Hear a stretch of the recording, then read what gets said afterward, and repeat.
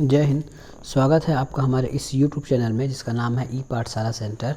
और आज हम पढ़ने वाले हैं हिंदी व्याकरण के अंतर्गत अविकारी या फिर अव्यय शब्द। अविकारी या अव्यय शब्द क्या होता है इसे पहले हमने वीडियो में देख लिया है। आज इसका छोटा सा और झलक देख लेंगे, अविकारी और अव्यय शब्द क्या होता है। इसी में हम देख लेंगे कि किस किस प्रकार संज्ञा सर्वनाम से किस प्रकार क्रिया विशेषण, संबंध बोधक और समुच्चय बोधक और विस्मादि बोधक अलग अलग हैं।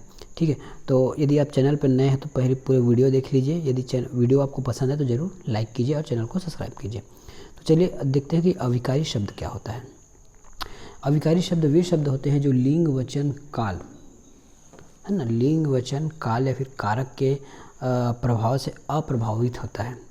जैसे कोई भी शब्द जो है लिंग, वचन, काल, ठीक है, कोई शब्द जो होता है लिंग, वचन, काल, कारक से कोई प्रभाव नहीं पड़ता। ऐसा कोई शब्द जिस पर लिंग, वचन, काल से कोई प्रभाव नहीं पड़ता वो हमारा होता है अविकारी शब्द, है ना। जैसे एक छोटा सा उदाहरण देखते हैं, जैसे लड़का, है ना। लड़का एक संज्ञा है, ठीक है, लड़का एक संज्ञा है और संज्ञा एक विकारी शब्द है। तो देखते हैं इसका लिंग पर कैसे प्रभाव पड़ता है। तो लिंग पे हो जाएगा ये लड़की हो जाएगा, ठीक है। वचन के हिसाब से अगर देखें तो क्या होगा, वचन के हिसाब से हो जाएगा लड़के, ठीक है। काल के हिसाब से देखा जाए तो काल में कोई जरूरी नहीं कि काल में क्रिया पड़े, इसमें इन तीनों में से किसी एक का असर पड़ना चाहिए। कारक के हिसाब से क्या हो जाएगा, तो लड़के ने, है ना, लड़के ने। इस प्रकार ये होता है हमारा विकारी शब्द, जो ऐसा शब्द जो लिंग, वचन, कारक और कारक से प्रभावित होता है तो उसको बोलते हैं हम विकारी शब्द। जैसे लड़का एक संज्ञा शब्द है और यदि इसको हम लिंग के अनुसार देखें तो लड़का का लड़की हो जाता है, वचन के हिसाब से लड़के हो जाते हैं और कारक के हिसाब से लड़के ने हो जाते हैं। मतलब इसके अलग अलग स्वरूप बदले गए, ठीक है। ये है विकारी शब्द। और उसके विपरीत देखते हैं अविकारी शब्द क्या होता है, तो जिस पर लिंग, वचन, कारक का कोई प्रभाव नहीं पड़ता है। जैसे ये देख लिए हर तरफ, ये हमने लिखा है हर तरफ, इस पर लिंग का कोई वचन नहीं पड़ेगा, ये है ना। अब क्या इसका आप स्त्रीलिंग पुल्लिंग बना सकते हैं? बिल्कुल नहीं बना सकते। इसका आप वचन के हिसाब से बना सकते हैं क्या? हर तरफ मतलब होता है प्रत्येक ओर, तो उसका कोई बहुवचन बनेगा? नहीं बनेगा। बना के देख लीजिए। और इसी तरह आप इसके कारक है, काल है, इसके हिसाब से आप इसको भी चेंज नहीं कर सकते। तो ये होता है हमारा अविकारी शब्द, ठीक है। तो आज हम यही पढ़ने वाले हैं, जो लिंग, वचन, कारक, काल से अप्रभावित रहते हैं उन्हें अविकारी या अव्यय कहते हैं, जो खर्च ना हो, ठीक है। तो हमारी कितने प्रकार के अव्यय हो सकते हैं?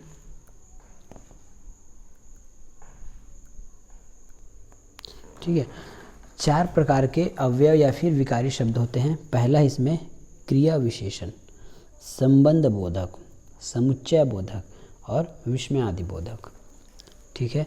तो हमारा सबसे पहला टॉपिक है क्रिया विशेषण। और क्रिया विशेषण क्या है? एडवर्ब, जिसको इंग्लिश में एडवर्ब बोलते हैं, वो है क्रिया विशेषण, जो किसी क्रिया की विशेषता बताए, है ना।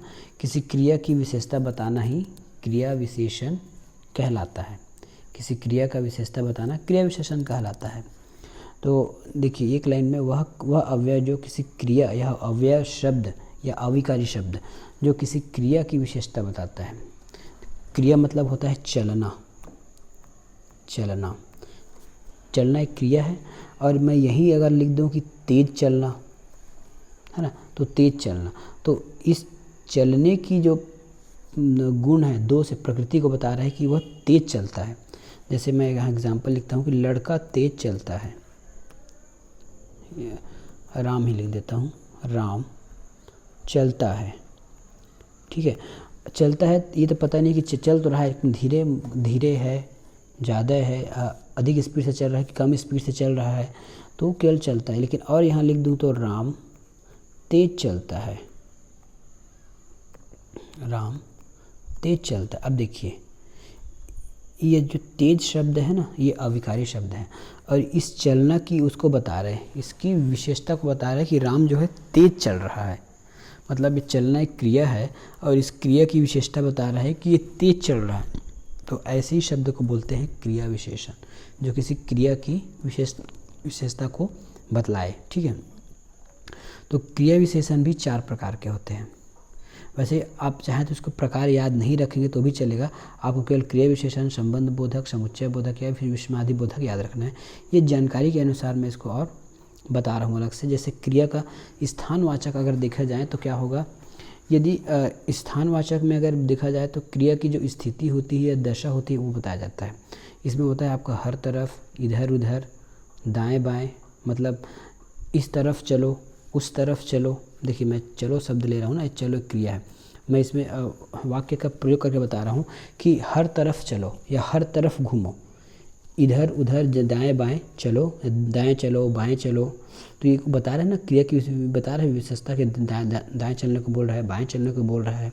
ठीक है, बाहर चलो, भीतर चलो, ऊपर नीचे दौड़ो, ऊपर नीचे दौड़ो, आगे पीछे चलो, दूर दूर रहकर चलो। ठीक है, तो ये होता है हमारा क्रिया विशेषण का स्थान से संबंधित बताता है। तो और काल से संबंधित अगर बता दें तो इसको बोलेंगे समय बोधक। अब समय बोधक में क्या होगा, आजकल, आज, कल, परसों, अब, जब, पहले, पीछे, ये हमारे कुछ क्रिया विशेषण के शब्द हैं। ये शब्द आपको कहीं रिपीट मिलेंगे क्योंकि एक ही शब्द का अलग अलग वाक्यों में अलग अलग उसका मतलब निकलता है। तो ये होता है हमारा समय बोधक, आज का, जब, पीछे। आप इसको बहुत सारे वाक्यों में प्रयोग करके देख सकते हैं। इसमें वाक्यों में प्रयोग करना बहुत कम आएगा, बस आपको ये पूछ देगा कि कौन सा क्रिया विशेषण है या फिर कौन सा अवयवी है या फिर कौन सा अविकारी शब्द है। तो आज एक अविकारी शब्द है, याद रखिएगा, आज जो है अविकारी शब्द है। इस पर लिंग, वचन, कारक, आज क्या, इसमें जितना भी अभी तक पढ़ रहे हैं या फिर अभी पढ़ने वाले हैं इसी टॉपिक पे, वो सभी अविकारी होगा। इस पर काल, वचन, समय का कोई भी प्रभाव नहीं पड़ता। ठीक है, काल, वचन, समय का कोई प्रभाव नहीं पड़ता। जैसे ये देखिए, ये होता है। ठीक है, जैसे लड़के ने आज खाना खाया, लड़के ने आज खाना खाया। यदि इसी को अगर लड़की के लिए लिखें तो क्या ये आज का स्वरूप चेंज हो जाएगा? नहीं होगा। आज जैसा है वैसा ही लिखा रहेगा। यहाँ ऐसा मैं कर देता हूँ लड़की, तो लड़की ने आज खाना खाया, तो ये आज है ना, आज पर कोई प्रभाव नहीं पड़ता। या इसी को मैं अगर लड़कों बोल लिख देता हूँ कि लड़कों ने, तो भी इस आज पर कोई फ़र्क नहीं पड़ेगा। तो इसी कारण इसको हम बोलते हैं अविकारी या फिर अव्यय शब्द। ठीक है, आगे बढ़ते हैं। आगे है अवधि बोधक, कभी नहीं, निरंतर, सतत, आजकल, और जैसे पुनः बोधक, बार बार, प्रतिदिन, बहुधा। ये हमारे कुछ जो है वो क्रिया विशेषण है। एक और क्रिया विशेषण में रीतिवाचक क्रिया विशेषण, रीति को बताता है किसी कार्य होता कैसे, उसकी रीति को, जैसे कारण, अतएव, अतः, निषेधक, मत, नहीं, न, इस प्रकार। स्वीकार में ठीक, स्वतः, अवश्य, जरूर। देखिए ये ऐसा टॉपिक है कि इसमें आपको याद करना पड़ेगा, इसमें समझाने वाला बहुत कम चीज़ें हैं। ये कुछ टॉपिक ऐसे होते हैं जिसको आपको रटना ही पड़ेगा, है ना, इसमें और कोई रास्ता नहीं होता। तो ये होता है प्रकार बोधक, परस्पर, अचानक, यूं ही, ध्यानपूर्वक, निश्चय बोधक, निसंदेह, बेशक, वस्तुतः, समुच्चय, सचमुच या मुख्यतः। अब आते हैं अनिश्चय बोधक में, यथासंभव, यथाशक्ति, यथाशक्ति, जैसा आपका मन है।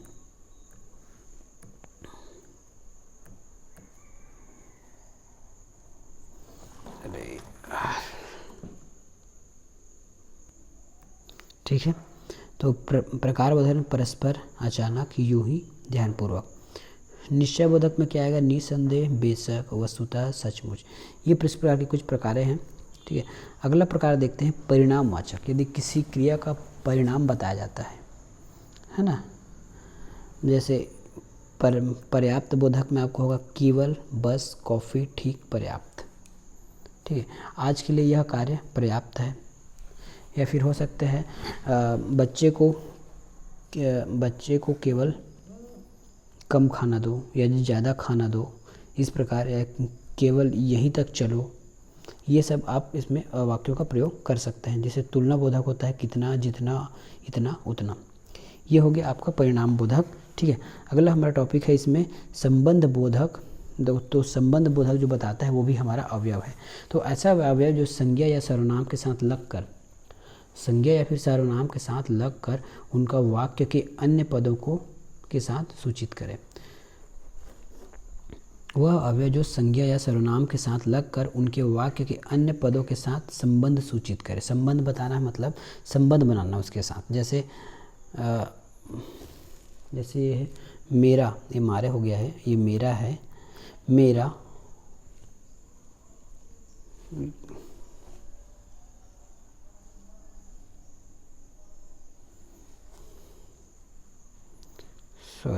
इसमें कुछ इसमें ट्रिकें हैं। मारे है, बाद है, पीछे है, पूर्व है, पहले है, बिना है, तरु है, और है, समेत है और सहित है।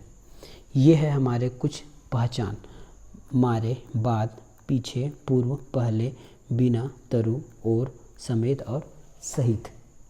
ये सब कुछ चीज़ें हैं जो हमारे पहचान। जैसे मेरा भूख के मारे दम निकल रहा है। जैसे मैं यहाँ लिखता हूँ मेरा भूख के मारे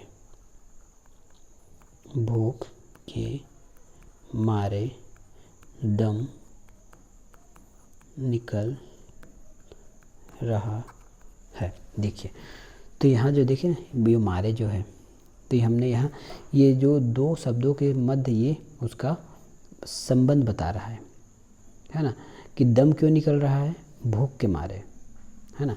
यहाँ दम निकलने का कार्य हो रहा है, लेकिन दम निकल क्यों रहा है, तो दम हमारे भूख के मारे निकल रहा है। तो इसी में ये संबंध बता रहा है। इस भूख और इस दम निकलने के बीच के संबंध को बता रहा है मारे शब्द। ठीक है। अगला लिखते हैं कि धन के बिना जीवन कठिन लगता है। धन के बिना जीवन कठिन लगता है। धन के बिना जीवन कठिन लगता है। ठीक है।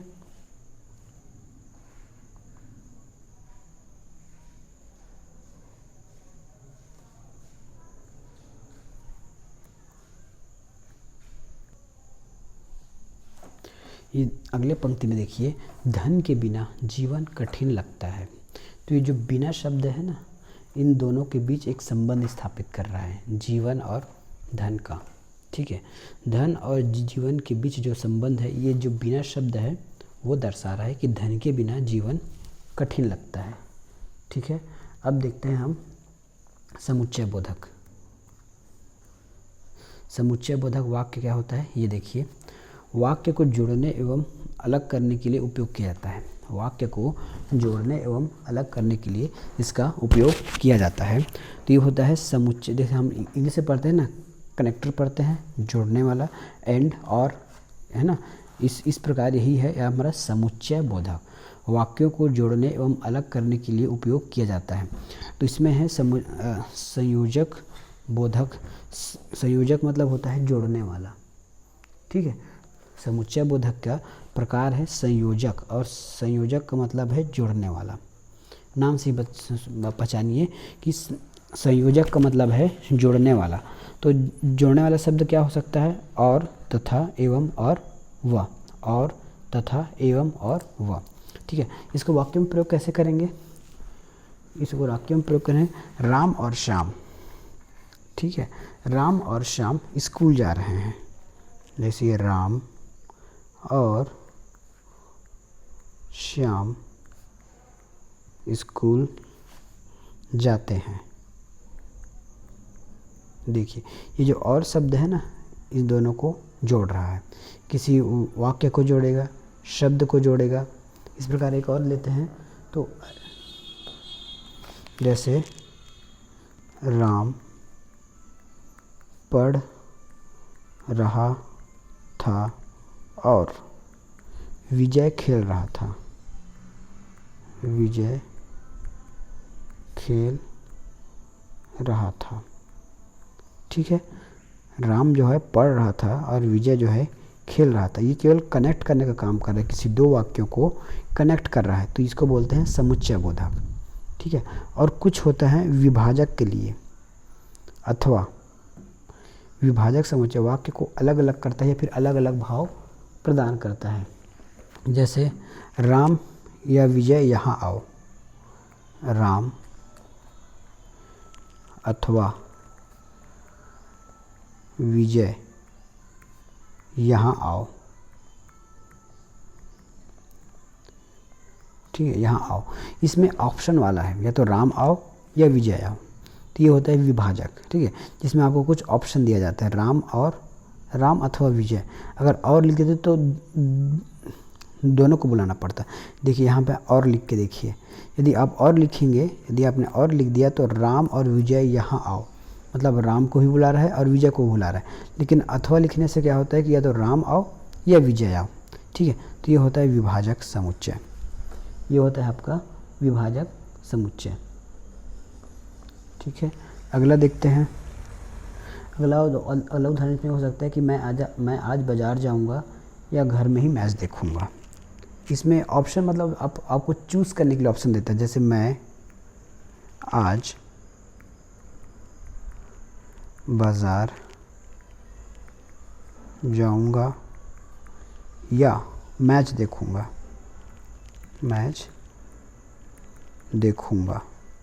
ठीक है। मैं आज बाज़ार जाऊंगा या मैच देखूंगा, तो मेरे लिए एक ऑप्शन मिल गया, तो ये होता है विभाजक समुच्चय, ठीक है। अगला चलते हैं, विरोध दर्शक समुच्चय, जिसमें किसी एक वाक्य का दूसरे वाक्य में विरोध दिखाया जाता है एवं उसी जो जिसमें विरोध करते हैं उसको बाद में सही बताया जाता है। देखिए पहले वाक्य में उस वाक्य का करेगा निषेध और दूसरे वाक्य में उसको अन्य तरीके से समझाएगा या फिर उसको सूचित करेगा। जैसे ये है कि ये पहले वाक्य के विषय का निषेध करके अन्य विषय को सूचित करते हैं। जैसे आपने कुछ बोला तो उसको काट देगा और आपके लिए कुछ नया चीज़ सुझाव करेगा। जैसे इसका है किंतु, परंतु, लेकिन, बल्कि, अगर, मगर, पर, ये इसका कीवर्ड है पहचानने वाला। तो हम एक उदाहरण ले लेते हैं इसमें कि मुझे बताया था परंतु मैंने उस पर विश्वास नहीं किया, ठीक है। उसने मुझे बताया था परंतु मैंने विश्वास नहीं किया। उसने मुझे बताया था परंतु मैंने विश्वास नहीं किया, ठीक है। यह देखिए यहाँ परंतु लगा है, तो उसने मुझे बताया था, है ना, इस बात का ये किया निषेध, परंतु मैंने विश्वास नहीं किया, ठीक है। ये होता है विरोधाभास। उसने मुझे बताया तो था परंतु मैंने विश्वास नहीं किया, तो पहले का वो कर रहा है विरोध और दूसरे में उसको अपना एक नई बात रख रहा है, ठीक है। अगला है हमारा परिणाम दर्शक समुच्चय। परिणाम दर्शक समुच्चय, परिणाम दर्शक समुच्चय क्या होता है? किसी वाक्य के परिणाम को दर्शाने वाला, किसी वाक्य के परिणाम को दर्शाने वाला हमारा परिणाम दर्शक होता है। एक वाक्य जो पहले वाक्य रहेगा उसमें कुछ कथन रहेगा और उसके जैसी और अन्य वाक्य रहेगा उसमें उसका परिणाम या रिजल्ट लिखा रहेगा। जैसे इसलिए, क्योंकि, जो कि, अतः, ठीक है। इसलिए, क्योंकि, जो कि, अतः, इसका पहचान है। अब देखते हैं इसका क्या चीज़ है। तो तुम अच्छे से पढ़ाई करो, तुम अच्छे से पढ़ाई करो इसलिए मैंने तुम्हें दिल्ली भेजा था। तुम अच्छे से पढ़ाई कर सको, तुम अच्छे से पढ़ाई कर सको इसलिए मैंने तुझे दिल्ली भेजा था, दिल्ली भेजा था। देखिए परिणाम है तुम अच्छे से पढ़ाई कर सको इसलिए तुमको दिल्ली भेजा गया था, ठीक है। समझ आया परिणाम क्या होता है? तुमको दिल्ली भेजा क्यों गया था? क्योंकि तुम अच्छे से पढ़ाई कर सको। ये आपकी और दिल्ली भेजने के पीछे क्या परिणाम निकला कि तुम अच्छे से पढ़ाई कर सको, ठीक है। ये होता है। एक और उदाहरण देखते हैं इसमें। मैं परीक्षा में सफल हो गया क्योंकि आपका आशीर्वाद था। मैं परीक्षा में सफल हो गया क्योंकि आपका आशीर्वाद हो गया। या फिर यह सामान टूट गया क्योंकि यह सस्ता था। यह सामान टूट गया क्योंकि यह सस्ता था। पांचवा है संकेतवाचक समुच्चय, जैसा तैसा वैसे जो सो, इसमें इस प्रकार से शब्दों का वर्णन किया जाता है। अब संकेत क्या होगा, यदि मैं अरुण से मिलूंगा तो तुम्हारा संदेश दे दूंगा, ये एक संकेत है। ठीक है, यदि मैं अरुण से मिलूंगा, ठीक है, अरुण से मिलूंगा तो तुम्हारा पत्र दे दूंगा। ठीक है, ये संकेत है, यदि मैं मिला तो। ठीक है, ऐसा नहीं कि कंपलसरी कि मैं तुम्हारा पत्र देने के लिए ही अरुण से मिलने जा रहा हूँ। यदि मिल गया तब मैं तुम्हारा पत्र उसको अरुण को दे दूंगा। ठीक है, ये होता है संकेतवाचक समुच्चय। उसके बाद अन्य और उदाहरण समझ सकते हैं कि यद्यपि तुम क्षमा के पात्र नहीं हो, यद्यपि तुम क्षमा के पात्र नहीं हो तथापि मैं तुम्हारे लिए सिफारिश करूंगा, ये एक संकेत होता है। ठीक है, इसमें एक संकेत दिया जाता है। तो ये होता है हमारा संबंध विषमादि बोधक। अब अगला है हमारा विस्मयादि बोधक अव्यय या विकारी शब्द। तो जिन शब्दों में मन के भाव, घृणा, क्रोध आदि से पता चले उसको हम बोलते हैं विस्मयादि बोधक। इससे आप भली भली परेशान होंगे, जैसे होता है आपका क्या, है ना, क्या, सच। विस्मयादि बोधक में देखिए किसी शब्द लिखने के बाद ऐसा एक साइन रहेगा, ये आपका ट्रिक है, ऐसा उल्टा आई बना रहेगा, तो मतलब आप समझ जाइएगा कि ये आपका विस्मयादि बोधक है। जैसे हर्ष में रहेगा तो शाबाश, ये शाबाश वाला, धन्य,